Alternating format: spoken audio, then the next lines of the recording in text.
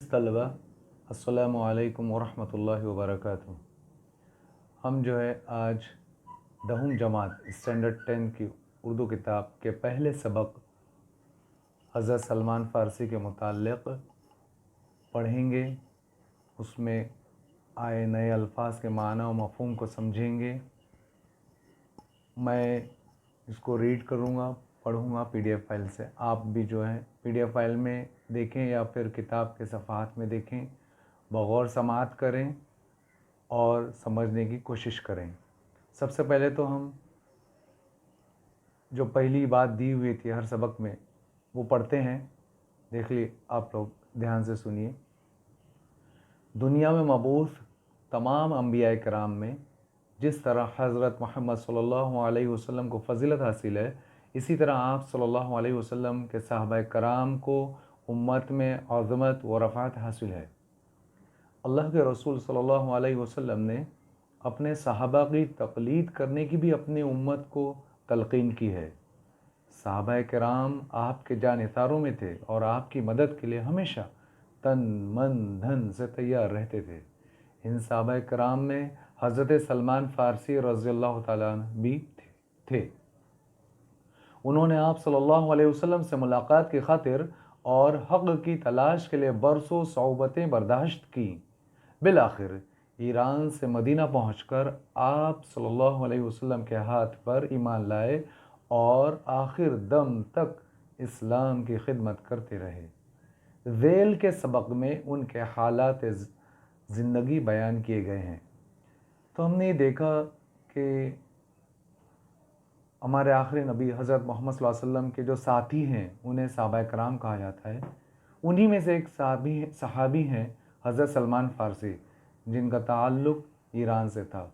वो जो हक़ की तलाश में निकलते हैं और अल्लाह के रसूल के पास आते हैं। तो इन्हीं बातों को जो है तफसील से जो है इस सबक में बताया गया है। चलिए हम लोग जो है सबक को पढ़ना शुरू करते हैं। अल्लाह ताला के बरगुज़ीदा बंदे, बरगुज़ीदा यानी चुने हुए, मुंतखब किए हुए, हमेशा हक़ की तलाश में सरगर्दा रहते हैं। सरगर्दा रहना यानी परेशान रहते, तलाश करते रहते हैं। उनकी इस्तिक़ामत और साबित कदमी में इस राह के मसाइब कभी भी माने नहीं होते। मसाइब मुसीबत की जमा है, यानी कि अगर कोई शख्स हक़ की तलाश में निकलता है या कोई सही बात को जानने के लिए, तो फिर उसको कोई मुसीबतें उसके आड़े हाथों नहीं आती, माने नहीं करती, उसको रोकते नहीं, और वो तमाम तकलीफ़ों का सामना करते हुए आगे बढ़ते रहते हैं।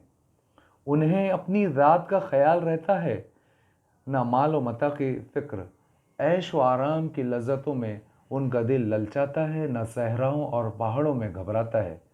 उन्हें धुन रहती है तो बस तलाश हक़ की। देखिए यहाँ पर दो अल्फाज आए हैं, तलाश हक़। तलाश के नीचे जो एक ज़ेर है, ये उर्दू का एक कायदा है।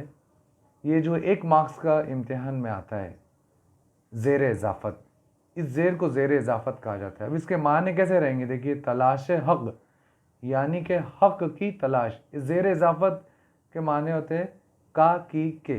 तो यहाँ इसके माने क्या हो जाएंगे? तलाश हक़ यानी हक़ की तलाश। तो ये इम्तिहान में 1 मार्क्स के लिए आता है, आप लोग देखिए। और आगे भी इस तरह के अल्फाज आएंगे।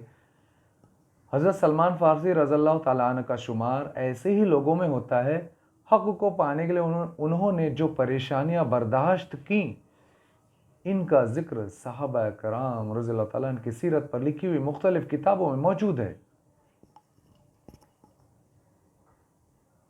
ईरान कदीम ज़माने ही से इल्म व हुनर का मरकज़ रहा है। इंसानी तमद्दुन का सूरज अभी निस्फ़ुन नहार पर भी ना पहुँचा होगा। निस्फ़ुन नहार इसके माने होते हैं आधा दिन, दोपहर का वक्त।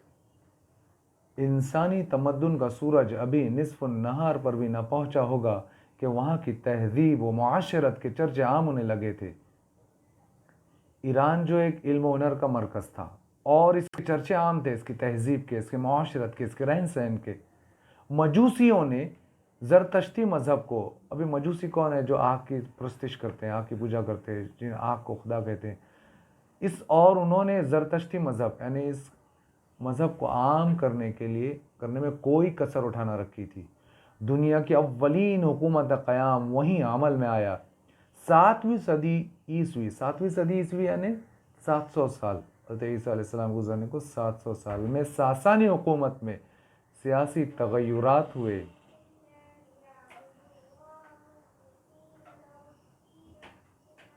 اور فوجی نظام کو ترقی دی گئی. حضرت سلمان فارسی رضی اللہ تعالیٰ عنہ ان تبدیلیوں کو دیکھتے رہے، مگر حق کو پانے کی لگن ان کے دل میں کروٹیں لیتی رہیں. اب دیکھیے وہاں جو ہے 7ویں صدی عیسوی میں ایران میں ساسانی حکومت قائم تھی. حضرت سلمان رضی اللہ عنہ کے والد یوزخشان بن مرسلان اصفہان کے گاؤں جیان کے ایک بڑے مجوسی زمیندار تھے. اصفہان جو ہے وہاں کا ایک گاؤں ہے ایران کا. کسی وجہ سے انہوں نے جیان سے ترک وطن، دیکھیے یہاں بھی زیر اضافہ ہے، ترک وطن، وطن کو ترک کر کے حزمز میں سکونت اختیار کر لی تھی. سکونت اختیار کرنا یعنی وہاں پر رہنا، مستقل طور پر کسی جگہ کو رہائش پذیر ہو جانا، سکونت اختیار کرنا. اسی گاؤں میں حضرت سلمان رضی اللہ تعالیٰ عنہ پیدا ہوئے. ان کا پہلا نام ماہویہ تھا. وہ اپنے والد کے لیے دنیا کی ساری چیزوں سے زیادہ محبوب تھے، اسی لیے بچپن سے ان کا بہت خیال رکھا جاتا تھا. انہوں نے کم عمری ہی میں مجوسیت کی اس قدر تعلیم حاصل کر لی تھی کہ انہیں آتش کدے کا داروغہ بنا دیا گیا، یعنی انہیں جو وہاں کا واچ مین داروغہ بنا دیا گیا. مگر وہ اس مذہب سے مطمئن نہیں تھے. ایک دن کا ذکر ہے، اب دیکھیے ایک دن کا ذکر، ایک واقعہ ہے ان کا. حضرت سلمان رضی اللہ عنہ کے والد نے کسی کام کے لیے انہیں کھیت میں جانے کے لیے کہا. کھیت کے راستے میں گرجا گھر تھا، ایک چرچ تھا. حضرت سلمان رضی اللہ عنہ کے والد نے کہا کہ آپ کھیت سے جاؤ، کام کے لیے بھیجا. وہاں ایک گرجا گھر پڑتا تھا راستے میں. حضرت سلمان کھیت میں جانے بجائے اس گرجا گھر میں چلے گئے اور دیر شام تک وہیں رہے. گرجا گھر کی رسومات، رسم کی جمع رسومات اور عبادات کے طریقے سے بہت متاثر ہوئے. متاثر ہونا یعنی اثر لینا. گھر لوٹ کر انہوں نے ساری روداد اپنے والد کو سنائی. یہ سن کر وہ بہت برہم ہوئے اور حضرت سلمان کے پیروں میں بیڑیاں ڈال دی. جب حضرت سلمان نے اپنے والد سے کہا کہ میں نے یہ باتیں گرجا گھر میں سنی، تو حضرت سلمان فارسی کے والد جو ہے بہت غصہ ہوئے اور برہم ہوئے اور ان کے پیروں میں بیڑیاں ڈال دی. بیڑیاں یعنی ایسی زنجیریں ہوتی ہیں لوہے کی جو پیروں میں ڈال دی جاتی ہے، جس سے آدمی کہیں بھی جو ہے چل پھر نہیں سکتا ہے. حضرت سلمان کسی طرح ان بیڑیوں سے آزاد ہوئے اور عیسائی قافلے کے ساتھ ملک شام چلے گئے. دیکھیے ملک شام کے ملک چلے گئے. وہاں مختلف پادریوں کی خدمت کر کے انہوں نے عیسائی مذہب کی تعلیمات حاصل کی.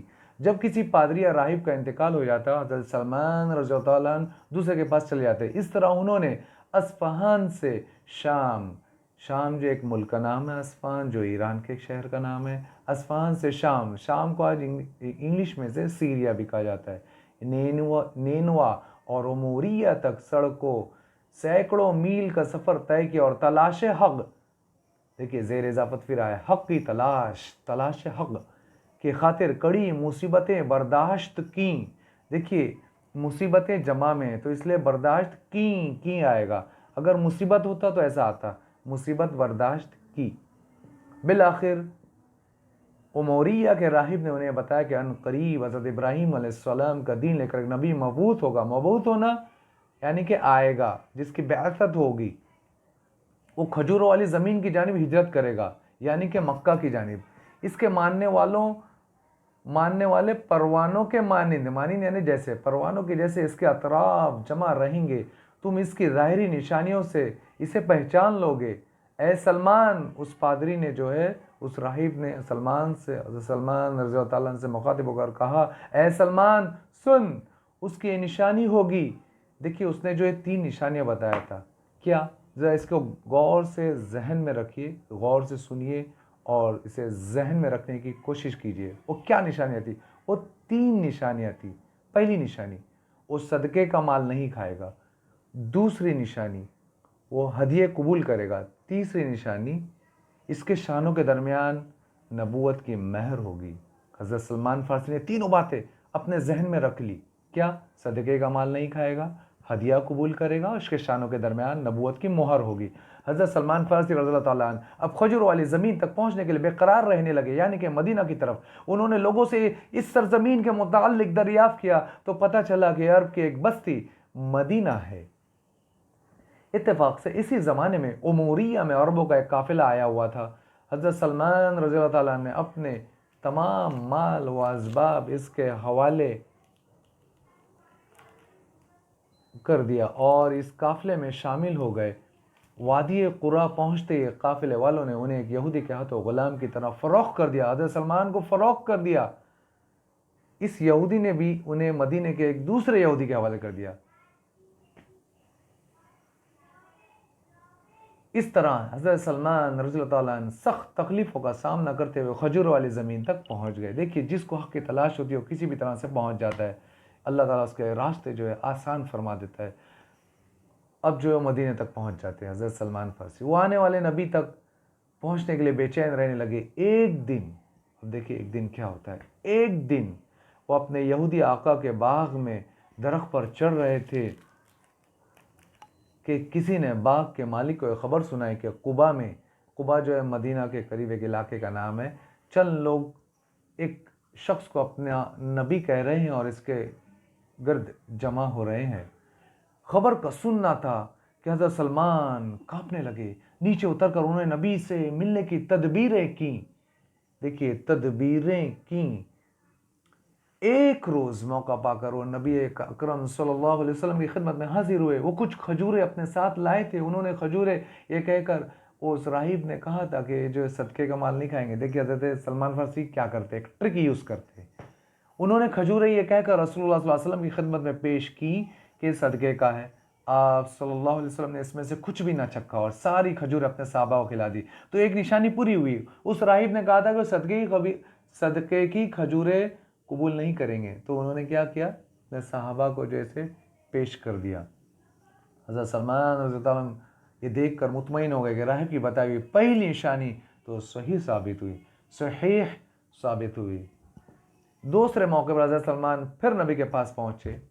اس بار کھجوریں دیتے ہوئے انہوں نے کہا کہ تحفہ ہے، تو نبی صلی اللہ علیہ وسلم نے انہیں تناول فرمایا یعنی کھایا، اور اپنے صحابہ میں بھی تقسیم کیا۔ صحابی کی جمع صحابہ۔ اس طرح دوسری نشانی بھی صحیح نکلی، یعنی کہ وہ جو ہے ہدیے کا مال، تحفے کا مال قبول کریں گے، کھائیں گے۔ حضرت سلمان نبی اکرم کی تیسری نشانی دیکھنے کے لیے بےتاب تھے۔ عزیز طلبہ، وہ تیسری نشانی کیا تھی؟ مہر نبوت، دو شانوں کے درمیان مہر نبوت۔ ایک روز، اب دیکھیے ایک روز کیا ہوتا ہے۔ ایک روز وہ نبی کی پشت کی جانب محفل میں بیٹھ گئے، پیٹھ کی طرف، پشت یعنی پیٹھ کی طرف۔ اس وقت آپ صلی اللہ علیہ وسلم کے جسم کا کپڑا ہوا سے سرک گیا اور آپ صلی اللہ علیہ وسلم کی پشت پر موجود مہر نبوت پر حضرت سلمان کی نظر پڑ گئی۔ انہوں نے نہ صرف اس کا دیدار کیا یعنی کہ دیکھا، بلکہ اسے چوم کر دیر تک روتے رہے، اور اسی محفل میں آپ صلی اللہ علیہ وسلم کے ہاتھ پر بیعت ہو کر مسلمان ہو گئے۔ بیعت کرنا یعنی ہاتھ میں ہاتھ دینا، اس کو کہتے ہیں بیعت کرنا۔ مسلمان ہو گئے، آپ صلی اللہ علیہ وسلم سے بیعت کی، ہاتھ میں ہاتھ دے دیا اور کہا میں مسلمان ہوتا ہوں۔ یہاں پہنچ کر حضرت سلمان رضی اللہ تعالیٰ کی تلاش حق کا سفر تمام ہوا۔ حضرت سلمان رضی اللہ تعالیٰ اب اہل مدینہ، دیکھیے اہل مدینہ، یہ بھی زیر اضافت، مدینہ والے، اہل یعنی والے، مدینہ والے اور مہاجرین کے بھائی بن گئے۔ اللہ کے رسول نے جو ہے مکہ سے جو مدینہ ہجرت کر کے آئے تھے، تو اللہ کے رسول نے ایک دوسرے مدینہ والوں کو مکہ والوں کا جو ہے بھائی بنا دیا تھا، مواخات کا رشتہ قائم کیا تھا۔ سب ان کی قدر کرتے اور انہیں عزت کی نظر سے دیکھتے۔ حضرت محمد صلی اللہ علیہ وسلم نے ایک صحابی حضرت ابو دردہ رضی اللہ تعالیٰ عنہ، حضرت سلمان رضی اللہ تعالیٰ عنہ کے درمیان رشتہ مواخات قائم کر دیا۔ رشتہ مواخات یعنی کہ بھائی بھائی کا رشتہ قائم کر دیا۔ اخوت کا یہ رشتہ دونوں کے درمیان تا حیات قائم رہا۔ تا حیات یعنی زندگی تک، جب تک زندہ رہے تب تک دونوں کے درمیان بھائی کا رشتہ تھا۔ حضرت ابو دردہ، حضرت سلمان فارسی کا عبادتوں کی کثرت اور اہل خانہ سے، دیکھیے اہل خانہ، خانہ یعنی گھر، اہل یعنی والا، گھر والوں سے غفلت اب دیکھیے کیا ہوتا ہے، جب حضرت سلمان فارسی حضرت ابو درداء کے گھر میں رہتے ہیں تو وہ کیا دیکھتے ہیں، حضرت ابو درداء وہ کیا دیکھتے ہیں. دیکھیے حضرت ابو درداء جو بہت عبادت کرتے ہیں اور اہل خانہ سے قبضہ، جب حضرت ابو درداء کے معاملات بن گئے تو حضرت سلمان نے انہیں ٹوکا اور کہا جہاں تم پر اللہ کے حقوق ہیں، حق کی جمع حقوق، وہیں بیوی بچوں کے بھی حقوق ہیں، اور رات کو جاگنے کے ساتھ سونا بھی ضروری ہے. دوسرے دن یہ دونوں حضرات حضور اکرم صلی اللہ علیہ وسلم کی خدمت میں اور رات کے معاملے کو پہنچے اور رات کے معاملے کو آپ صلی اللہ علیہ وسلم کے سامنے رکھا. آپ صلی اللہ علیہ وسلم نے فرمایا سلمان تم سے بڑھ کر دین سے واقف ہے. یہ بزرگی انہیں حق کی جستجو کی وجہ سے حاصل ہوئی تھی. ایک مرتبہ صحابہ کرام کے ساتھ حضرت سلمان بھی حضور کی مجلس میں شریک تھے. آپ صلی اللہ علیہ وسلم نے حضرت سلمان کے سر پر ہاتھ رکھ کر فرمایا اگر دین ثریا پر بھی ہوگا تو فارس کا ایک آدمی اس کو پالے گا. آپ صلی اللہ علیہ وسلم صحابہ کرام سے فرماتے جس نے سلمان کو ناراض کیا اس نے خدا کو ناراض کیا. لوگ جنت کے مشتاق ہوتے ہیں، مشتاق ہونے نے چاہنا، جستجو کرنا، مگر جنت سلمان کی مشتاق ہے. جنت جو چاہتی ہے کہ اب سلمان میرے پاس آئے. یہ صحابہ کرام سے اللہ کے رسول نے فرمایا تھا. حضرت سلمان رضی اللہ تعالیٰ عنہ جب تک یہودی کے غلام رہے، وہ اسلامی جنگوں میں شریک نہ ہو سکے. رسول اکرم صلی اللہ علیہ وسلم نے 300 کھجور کے درختوں اور 40 اوقیہ سونا معاوضہ دے کر حضرت سلمان کو آزاد کر لیا. پہلے جو ہے غلامی کا دور ہوتا تھا، لوگ جو ہے غلام بنا لیا کرتے تھے تو آزاد کرانے کے لیے مال و دولت دینا پڑتا تھا. تو اللہ کے رسول نے 300 کھجور کے درختوں اور 40 اوقیہ سونا معاوضہ دے کر حضرت سلمان کو آزاد کرا لیا. اب وہ جنگوں میں اپنی صلاحیتوں کا آزادانہ استعمال کرنے لگے. مشرکین مکہ، دیکھیں یہاں بھی زیر اضافت ہے مکہ کے مشرکین مکہ یعنی مکہ کے مشرکین اور یہودیوں نے مل کر جب مدینے پر حملے کی تیاریاں شروع کی، اس وقت مدینے کو دشمنوں سے محفوظ رکھنے کے لیے حضرت سلمان فارسی رضی اللہ تعالیٰ نے شہر کے گرد خندق کھودنے کا مشورہ دیا، جسے آپ صلی اللہ علیہ وسلم نے پسند فرمایا. ایک جنگ لڑی گئی، جنگ خندق، اس کا نام ہی پڑ گیا خندق والی جنگ. یہ جو خندق کھودنے کا مشورہ حضرت سلمان فارسی نے ہی دیا تھا. خندق کھودی گئی جو اتنی گہری اور چوڑی تھی کہ دشمنوں کے گھوڑے بھی اسے پار نہیں کر سکے. یعنی چاروں طرف سے جو ہے کھڈے کر دیے گئے تاکہ کوئی اس بستی کی طرف نہ آ سکے. خندق کی کھدائی کی وجہ سے اس غزوے کو غزوہ خندق کہا جاتا ہے. اس جنگ کے بعد حضرت سلمان رضی اللہ تعالیٰ عنہ مختلف جنگوں میں شریک ہوتے رہے. طائف جو ایک جگہ کا نام ہے، طائف کی جنگ میں ان کی ایما پر، یعنی ایما یعنی ان کے اشارے پر مسلمانوں کی جانب سے منجنیق کا استعمال ہوا. منجنیق ایک آلہ ہوتا ہے جس کی طرح سے کسی چیز کو پھینکا جاتا ہے. جب نمرود نے آگ جلایا تب وہ آگ اتنی بڑی تھی کہ اس میں پھینکنا جو ہے حضرت ابراہیم علیہ السلام کو دشوار تھا. تو جو نمرود نے منجنیق کے ذریعے سے حضرت ابراہیم علیہ السلام کو آگ میں پھینکا تھا، اسی منجنیق کا ذکر ہے. حضرت ابو بکر اور حضرت عمر رضی اللہ تعالیٰ عنہ کے خلافت کے دور میں بھی حضرت سلمان فارسی نے بہت سے جنگی کارنامے انجام دیے. حضرت عمر رضی اللہ تعالیٰ عنہ کے دور خلافت میں، دیکھیں یہاں بھی زیر اضافت ہے، دور خلافت کے دور میں جب ایران پر لشکر کشی کی گئی تو اس وقت خود سلمان فارسی رضی اللہ تعالیٰ عنہ اسلامی لشکر کی رہنمائی فرما رہے تھے. آپ نے اولاً اپنے ہم وطن ایرانیوں کو مخاطب کیا اور انہیں سمجھایا میں تم ہی میں سے ایک آدمی ہوں. تم دیکھتے ہو کہ عرب میری عزت کرتے ہیں، اگر تم اسلام لے آئے تو تمہارے لیے ویسے ہی حقوق ہوں گے جیسے ہمارے لیے ہیں. تم پر وہی احکام، حکم کی جمع احکام، تم پر وہی احکام واجب ہوں گے جو ہم پر ہیں. لیکن ایرانیوں نے ان کی باتیں ماننے سے انکار کر دیا تو جنگ لڑی گئی اور دشمن کو شکست کا سامنا کرنا پڑا. حضرت عمر فاروق کا یہ وہ دور تھا جس میں غلاموں کو ملکوں کا حکمراں اور صفہ کے غربا کو اسلامی ممالک کا ناظم اعلیٰ بنایا جا رہا تھا. دیکھیے صفہ کے غربا، غریب کی جمع غربا ہے. اور صفہ کیا ہے؟ یہ حضرت مسجد نبوی میں ایک چبوترا تھا جس پر جو غریب صحابہ آ کر بیٹھتے تھے اور اللہ کے رسول سے علم حاصل کرتے تھے. تو वही मुराद है। सुफ़ा के गुरबा को इस्लामी मुल्क की जमा ममालिक का नाज़िम आला, जैसे आज हम वज़ीर आला, वज़ीर आज़म या वज़ीर आला कहते हैं, तो पहले ऐसा नाज़िम आला कहा जाता था, नाज़िम आला बनाया जा रहा था। ऐसी खुशहाली के ज़माने में भी मदाइन के नाज़िम आला हज़रत सलमान फ़ारसी खजूर के बाग में पेड़ों के साए तले टोकरियाँ और चटाइयाँ बुनते रहे, यानी कि खुद मेहनत व मजदूरी खुद करते और रिस्क कमाते। इश्क रसूल की तड़प में वो बेचैन रहते, उन्हें लगन थी तो जन्नत में हज़रत मोहम्मद सल्लल्लाहु अलैहि वसल्लम से मुलाकात की, आपकी मसाहबत की और आपके दीदार की। मुसाहबत यानी आपके साथ में रहना, दीदार यानी देखना, आपके दीदार की। इसी फिक्र में गलता रहते, यानी कि उसी में मुनहमिक रहते। वो ज़िंदगी का अय्याम गुजार रहे थे, इसी फिक्र में गलता हो ज़िंदगी अय्याम गुजार रहे थे। अय्याम यौम की जमा। हुकूमत की जानिब से मिलने वाला आतिया, आतिया यानी तोहफ़ा, वो खैरात कर देते या लेने से इनकार कर देते। उनकी रोज़ाना की आमदनी 3 दिरहम थी। 1 दिरहम में वो टोकरियाँ बनाने के लिए खजूर के पत्ते खरीदते, 1 दिरहम घर में खर्च करते और 1 दिरहम खैरात कर देते। अपनी आमदनी का 3 हिस्सा करते वो। यही इनके मामूलात में शामिल था। इसी हालत में हज़रत सलमान का दुनिया से रुखसत होने का वक्त आ गया। वो सख्त अलील थे, अलील यानी बीमार।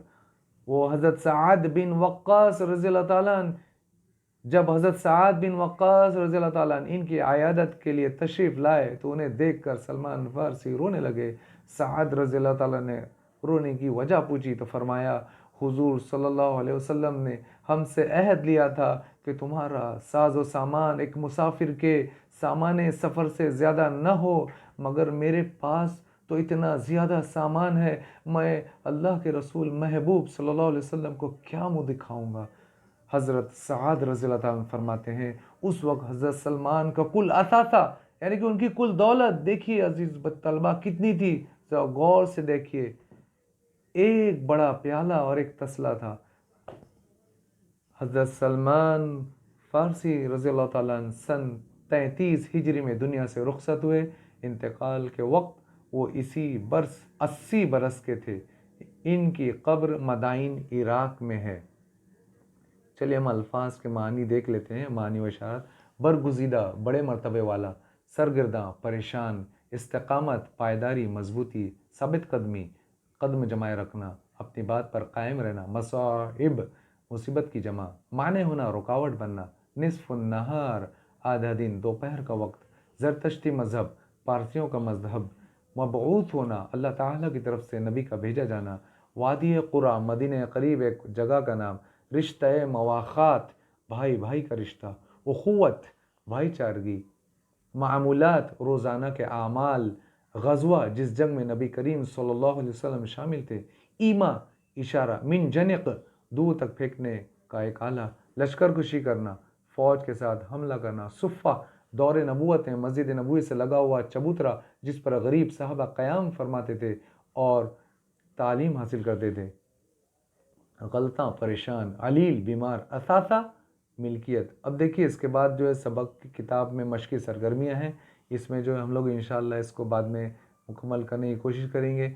अब इसमें जो है सरगर्मी, किसी भी सबक से एक पैराग्राफ आता है, उसमें 7 मार्क्स का जो एक पैसेज होता है, एक इक़्तिबास होता है। उसमें पहली सरगर्मी जो है वेब पर मुश्तमिल होती है, उसमें आधे आधे मार्क्स के 4 होते हैं। फिर जो है दूसरा सवाल होता है जिसमें जो है मारूज़ी किस्म का होता है, जिसमें जो है किसी सवाल का जवाब जो हमें पैसेज इक़्तिबास से ढूंढ कर लिखना होता है। और तीसरा जो है अपनी राय का इजहार करना होता है, वो 3 मार्क्स का होता है। तो ये जो हम लोग इंशाअल्लाह आगे के उसमें इसको करने की कोशिश करेंगे। अल्लाह ताला जो है हमको सबक समझने की अच्छी तरह से तौफ़ीक़ अता फ़रमाए।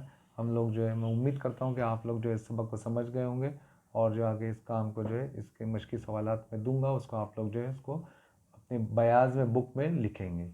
अस्सलामु अलैकुम।